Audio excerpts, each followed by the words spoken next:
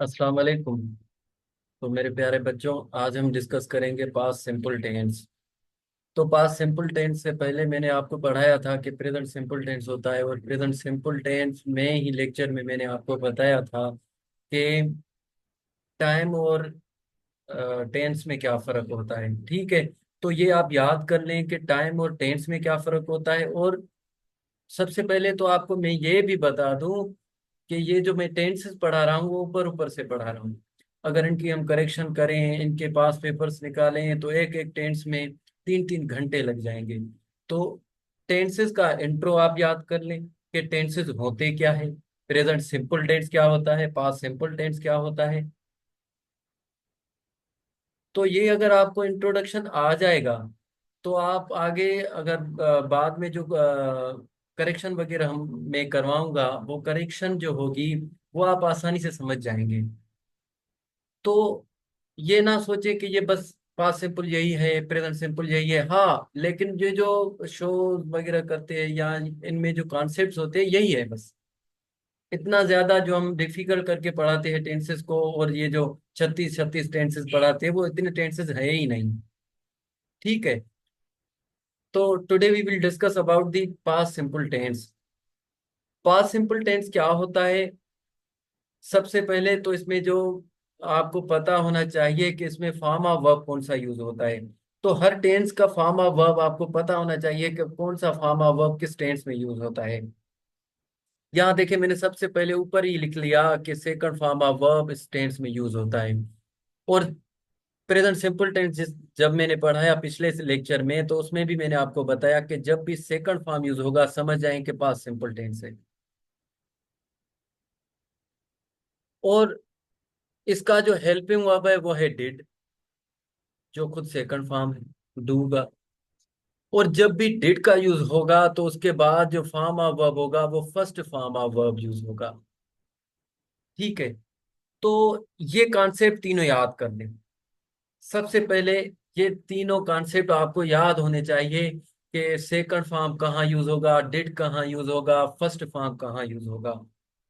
तो मेरे प्यारे बच्चों, मैंने ये नोट किया है कि कितने बच्चों को तकरीबन ये तक नहीं पता कि डिड और फर्स्ट फॉर्म का क्या कनेक्शन है, डिड और सेकंड फॉर्म का क्या कनेक्शन है, और पास्ट सिंपल टेंस में कौन सा फॉर्म यूज करना है।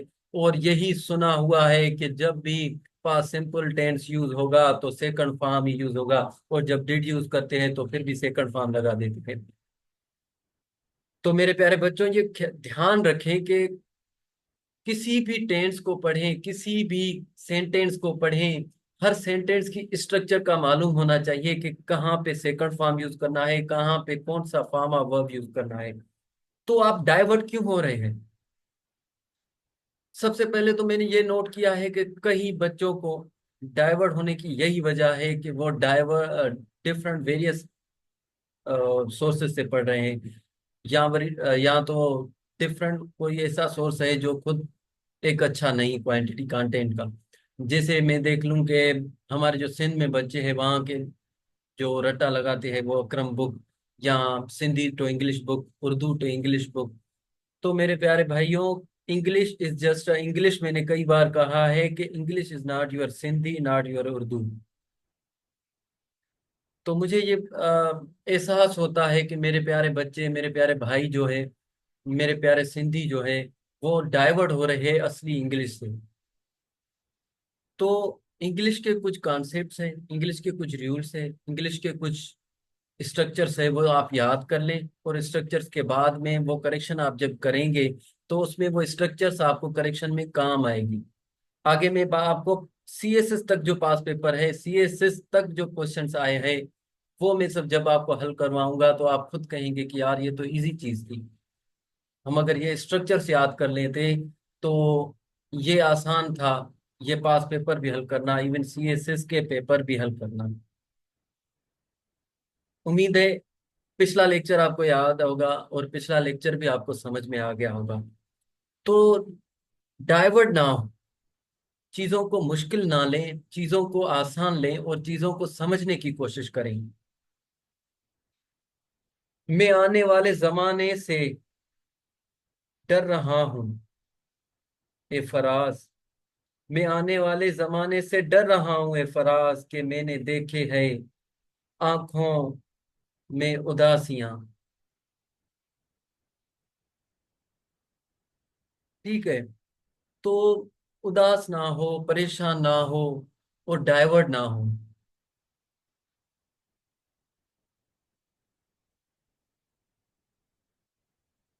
अब आ रहे हैं कि पास्ट सिंपल टेंस क्या शो करता है। तो सबसे पहले ये कॉन्सेप्ट देख लें। ये चीजें जो मैंने ऊपर ही लिख ली, second form of verb, did and first form of verb, इन पे काम करना है। पास्ट सिंपल टेंस सारा इन्हीं में है। अब आ रहे हैं कि पास्ट सिंपल टेंस क्या होता है। पास्ट सिंपल टेंस शो करता है कि the action finished in past. Just example, कोई ऐसा एक्शन जो पास में फिनिश हो गया हो, पास में हुआ हो, फिनिश हो गया हो, उस कॉन्सेप्ट के लिए, उसी सेंटेंस के लिए हम जो टेंस यूज करेंगे वो करेंगे पास्ट सिंपल टेंस। अब नीचे मैंने एग्जांपल दिया है, ही रोट एन ऐसे। अब इस सेंटेंस को देख लें आप। ऊपर मैंने क्या कहा था, सेकंड फॉर्म ऑफ वर्ब। दूसरा कहा था डिड। तीसरा कहा था फर्स्ट फॉर्म ऑफ वर्ब। अब आ रहे हैं सेकंड फॉर्म। जब भी, मैंने प्रेजेंट सिंपल टेंस में भी कहा था कि जब भी प्रेजेंट सिंपल टेंस के अफर्मेटिव सेंटेंसेस होंगे तो उसमें डू एंड डज इस्तेमाल नहीं होंगे। और डू और डज इस्तेमाल क्यों नहीं हो रहे थे? क्योंकि डू एंड डज खुद एक मेन वर्ब्स हैं। जो भी खुद मेन वर्ब्स, एक्शन वर्ब्स होते हैं, वो अगर as a helping verb use हो गए तो कभी भी वो अफर्मेटिव सेंटेंसेस में यूज नहीं किए जाते। इसी तरह डिड भी खुद एक क्या है, एक मेन वर्ब है। डू एंड डज का पास्ट फॉर्म है, डू एंड डज का सेकंड फॉर्म है। तो डिड भी कभी भी अफर्मेटिव सेंटेंस में इस्तेमाल नहीं होगा, तो यहाँ इस सेंटेंस में मैंने डिड इस्तेमाल नहीं किया। अब आ रहे फर्स्ट फॉर्म। फर्स्ट फॉर्म वाली का बात आगे करेंगे। अब देख लें second form of the verb. तो जब भी पास्ट सिंपल टेंस के अफर्मेटिव सेंटेंस किए जाएंगे तो पा second form of verb use किया जाएगा। ये सेंटेंस देखिए, ही रोट एन ऐसे। अब इसका कॉन्सेप्ट डेफिनेशन से मिला रहे हैं कि इसने ऐसे लिखा। अब इसने सेंटेंस लिखा, इट मींस इस सेंटेंस में ये कहना चाह रहा है कि पास में, या कल, या परसों, या कई साल पहले, मतलब पास्ट में इसने ऐसे लिखा था। समझ गए? तो पास में एक एक्शन की बात जब की जाएगी कि ऐसा एक्शन जो पास में फिनिश हो, द एक्शन फिनिश्ड, ये ले देखिए, the action finished in past is called past simple tense. तो इस कार्ड के भी मैं खिलाफ होता हूँ कि जो डेफिनेशन के रट्टे लगाते हैं बच्चे मेरे, तो डेफिनेशन के रट्टे ना लगाए। English is not your definition, English does not depends on your definition. English depends upon your concepts. He wrote an ऐसे का मतलब है कि इसने ऐसे लिखा था या ऐसे लिखा। इट मीन्स इसने पास्ट में एक ऐसे लिखा था, उसका प्रेजेंट से कोई वास्ता नहीं, प्रेजेंट टाइम से कोई ताल्लुक नहीं। पास्ट में एक एक्शन हुआ, उसने पास्ट में एक ऐसे लिखा। ठीक है, ये समझ में आ गया।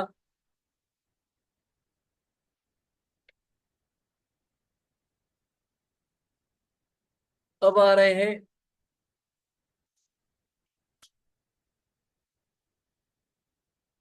आई went to library yesterday.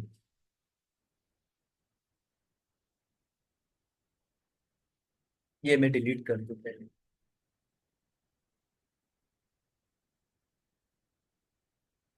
Sentence number 2 देखिए, I went to library yesterday. तो कल मैं लाइब्रेरी गया था, या कल मैं लाइब्रेरी गया। तो मेरे प्यारे भाई, इसका मतलब कि वो कल उसने एक एक्शन किया और कल ही खत्म किया। ठीक है। तो जो एक्शन पास में फिनिश हो जाए, पास्ट में खत्म हो जाए, पास्ट में हो, और वन टाइम एक्शन हो, उस उसी कॉन्सेप्ट पे, उसी सेंटेंसेस पे हम जो टेंस यूज करेंगे वो होगा पास्ट सिंपल टेंस। समझ गए? अगर स्ट्रक्चर की बात करें तो सेंटेंस स्ट्रक्चर आप याद कर लें कि अफर्मेटिव सेंटेंस कैसे होगा, आप खुद समझ लें। ही एक सब्जेक्ट है, road second form of verb है, वर्ब का सेकंड फॉर्म है, ये वर्ब है, ये क्या है, सब्जेक्ट है, और ये क्या होगा, ऑब्जेक्ट होगा। अब ऑब्जेक्ट और कॉम्प्लीमेंट में क्या फर्क है ये बाद में पढ़ेंगे, अभी आप ये याद कर लें कि ये ऑब्जेक्ट है। ये भी कॉन्सेप्ट है कि ऑब्जेक्ट और कॉम्प्लीमेंट में क्या फर्क है, तो वो बाद में डिस्कस कर लेंगे। अभी स्ट्रक्चर आप सेंटेंस पे आए, अभी पास सिंपल टेंस पे आए। ये बड़े कॉन्सेप्ट जो जो रहते हैं ये सारे डिस्कस हो जाएंगे इंशाल्लाह। तो subject, verb and object, verb कौन सा, मेन वर्ब एंड ऑब्जेक्ट, तो एम भी लिख लें, या वर्ब टू लिख लें, या सेकंड फॉर्म ऑफ वर्ब लिख लें। तो subject, V two and object, this is the structure of past simple tense and affirmative sentence. दूसरे सेंटेंस में देख लें, I went to library yesterday, तो सेम स्ट्रक्चर है। तीसरे सेंटेंस में स्ट्रक्चर देख लें कि डिड का यूज किया है मैंने, तो जब भी interrogative and negative and emphatic sentence का यूज किया जाएगा तो डिड का यूज किया जाएगा, और did is the helping verb of past simple tense. अब ये इंटेरोगेटिव सेंटेंस है, क्वेश्चन मार्क वाला सेंटेंस है, क्वेश्चन वाला सेंटेंस है, जिसमें सब्जेक्ट एक क्वेश्चन देता है और क्वेश्चन होता है इसमें। ठीक है, तो did you eat an apple. अब ऊपर मैंने कॉन्सेप्ट दिया था first form of the verb, अब जाके वो देख लें जो स्क्रीनशॉट आपने निकाला होगा, ऊपर ऊपर मैंने सेंटेंस के में कॉन्सेप्ट दिया था second form of verb, did and first form of verb. तो मेरे प्यारे बच्चों, ये कॉन्सेप्ट पढ़ पढ़ के बोर ना हो जाएं, और ये कॉन्सेप्ट पढ़ पढ़ के डाइवर्ट ना हो जाएं कि फिलहाल ने कहा था कि पास्ट सिंपल टेंस पे जब भी कोई सेंटेंस होगा तो second form of verb use होगा। तो मेरे प्यारे बच्चों, second form of verb use होगा, लेकिन कहाँ पे होगा ये तो नहीं पढ़ा। तो मेरे हाथों से तराशे हुए लोग आज मेरे ही सामने भगवान बने बैठे हैं। तो इंग्लिश के भगवान ऐसे ना बने कि इंग्लिश ही गलत आ जाए आपको। सबसे पहले देखें कि डिड क्या है, तो did is the helping verb. अब देखें कि डिड खुद एक सेकंड फॉर्म ऑफ वर्ब है। किस वर्ब का सेकंड फॉर्म है, डू का। डिड के बाद आएगा सब्जेक्ट, देन आएगा मेन वर्ब, बाद में आएगा इनकम्प्लीमेंट कहें या ऑब्जेक्ट कहें। अब अभी आप ऑब्जेक्ट ही कह लें को, तो इनकम्प्लीमेंट और कॉम्प्लीमेंट, जब मैं इनकम्प्लीमेंट एंड ऑब्जेक्ट में डिफरेंस बताऊंगा तो आप खुद ही समझ जाएंगे कि कहाँ पे ऑब्जेक्ट था और कहाँ पे कहाँ इनकम्प्लीमेंट था, कॉम्प्लीमेंट कहाँ। ठीक है, तो जब भी इंटेरोगेटिव सेंटेंस करेंगे तो हेल्पिंग वर्ब पहले यूज होगा। अब इसकी स्ट्रक्चर निकालें, सबसे पहले कहा क्या यूज होगा, एच पी हेल्पिंग वर्ब, बाद में आएगा सब्जेक्ट, बाद में आएगा वर्ब। अब वर्ब का कौन सा फॉर्म मैंने यहाँ यूज किया है, फर्स्ट फॉर्म। तो ये याद कर लें, जब भी एक सेंटेंस में ऑलरेडी एक दूसरा फॉर्म यूज हुआ है, अगर एक सेंटेंस में सेकंड फॉर्म यूज हुआ है तो दूसरे जगह पे कभी भी दूसरा सेकंड फॉर्म यूज नहीं किया जाएगा। सो दो सेकंड फॉर्म, दो सेम फॉर्म्स कभी भी एक जगह पे यूज नहीं किए जा सकते। तो डिड यहाँ पे ऑलरेडी सेकंड फॉर्म है, तो पास सिंपल टेंस का कॉन्सेप्ट है कि he is known with the second form. तो सेकंड फॉर्म आपको मिल रहा है ना, डिड सेकंड फॉर्म है ना। तो जब भी डिड का यूज किया जाएगा उसके बाद जो मेन वर्ब आएगा, जो ईट है, उसका फर्स्ट फॉर्म ही होगा, ईट ही होगा। ठीक है, उसके बाद जो आएगा वो आएगा ऑब्जेक्ट। तो मेरे भाइयों, ये याद कर ले कि पास्ट सिंपल टेंस का ये कॉन्सेप्ट है। अब इसकी स्ट्रक्चर देख लें कि हेल्पिंग वर्ब, बाद में यू क्या है, सब्जेक्ट, ईट क्या है, मेन वर्ब, बाद में होगा क्या, ऑब्जेक्ट। अब ये सेंटेंस देख लें, जो चौथा मैंने सेंटेंस लिखा है, they did not solve mathematics sums. अब दे भी यूज किया, डिड भी यूज किया, नॉट भी यूज किया, और first form of the verb use किया। तो मैंने ऊपर आपको बताया कि जब भी डिड का यूज होगा तो फॉर्म ऑफ वर्ब क्या होगा, first form of the verb use होगा। तो ये निगेटिव सेंटेंस है। क्या है? निगेटिव सेंटेंस है। तो निगेटिव सेंटेंस में सबसे पहले सब्जेक्ट का यूज किया जाएगा, उसके बाद में डिड हेल्पिंग वर्ब का यूज किया जाएगा, देन नॉट का यूज किया जाएगा जो निगेटिव साइन है, बाद में यूज किया जाएगा मेन वर्ब जो फर्स्ट फॉर्म में होगा, बाद में किया जाएगा कॉम्प्लीमेंट एंड ऑब्जेक्ट। ठीक है। They did not solve mathematics sum, उन्होंने मैथमेटिक्स के हिसाब सम सॉल्व नहीं किए, उन्होंने मैथमेटिक्स के हिसाब या सम हल नहीं किए थे। ठीक है। बाद वाला ये सेंटेंस देखे जो मैंने लिखा है, he did not wrote an essay.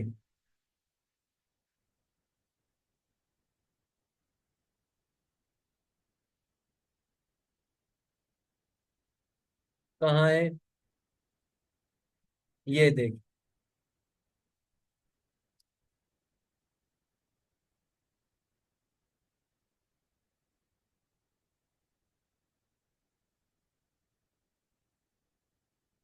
तो ये है sentence, he did not wrote an essay. तो यहाँ पे कौन सी गलती है इस सेंटेंस में, आप खुद अब बताएं। ऊपर मैंने डिस्कस किया कि जब भी डिड का यूज किया जाएगा तो उसके बाद जो वर्ब आएगा, मेन वर्ब आएगा, उसके साथ सेकंड फॉर्म यूज नहीं किया जाएगा, उसके साथ V1 यूज किया जाएगा। तो यहाँ पे क्या यूज हुआ है, V2 यूज किया है मैंने। तो ये सेंटेंस सही है या गलत है? तो ये सेंटेंस गलत है भाई। सामने मैंने लिखा है use base form of the verb after did. तो आफ्टर डिड के बाद base form of the verb use किया जाएगा। अब ये ना सोचना कि base form of the verb क्या है। जब भी कोई वर्ब अपने फॉर्म में यूज किया जाता है उसको base form of verb use किया जाए जाता है, base form of use, base form of verb कहा जाता है।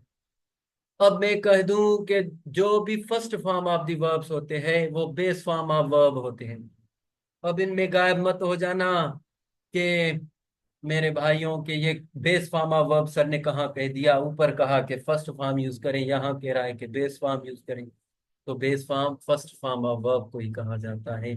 जो भी verbs first form of verb में होते हैं उनको हम बेस फॉर्म ऑफ वर्ब कहते हैं।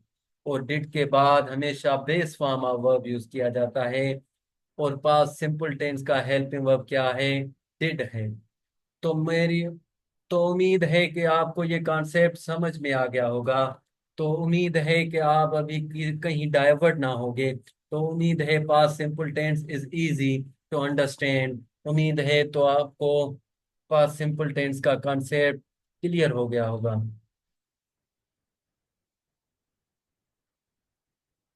तो पास्ट सिंपल टेंस का कॉन्सेप्ट समझ में आ गया कि पास्ट सिंपल टेंस में second form of verb use किया जाता है, और पास्ट सिंपल टेंस का हेल्पिंग वर्ब डिड है। और जब भी डिड का यूज किया जाएगा किसी भी सेंटेंस में, चाहे इंटेरोगेटिव हो चाहे निगेटिव हो, और इंटेरोगेटिव और निगेटिव सेंटेंस जब यूज किया जाएगा तो डिड का यूज किया जाएगा।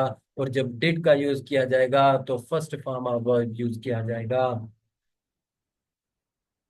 तो मेरे प्यारे भाइयों, उम्मीद है आपको कॉन्सेप्ट समझ में आ गया होगा और कभी भी डाइवर्ट ना होगे। तो थोड़ी मेहनत की जरूरत है, थोड़ी मेहनत करें, इंशाल्लाह कॉन्सेप्ट्स क्लियर हो जाएंगे। और कनेक्टेड रहें मुझसे, इंशाल्लाह मैं आपकी इंग्लिश बहुत अच्छी कर दूंगा। ये जो हजारों हमने भरे हैं अकेडमियों से, वो आपको उनका फायदा होगा। जो मैंने हजारों भर के टीचर्स को दिए, जो मैंने हजारों अपने जेब से टीचर को दिए, जो मैंने हजारों भर के यहाँ अकेडमीज को दिए, वो आपको फ्री ऑफ कॉस्ट में दूंगा। वो आपको फ्री ऑफ कॉस्ट में पढ़ाऊंगा। वो सारे कॉन्सेप्ट जो अकेडमीज के हैं, वो सारे कॉन्सेप्ट जो सीएसएस तक पढ़ाए जाते हैं, इंशाल्लाह I will discuss with you all of them. ठीक है भाई।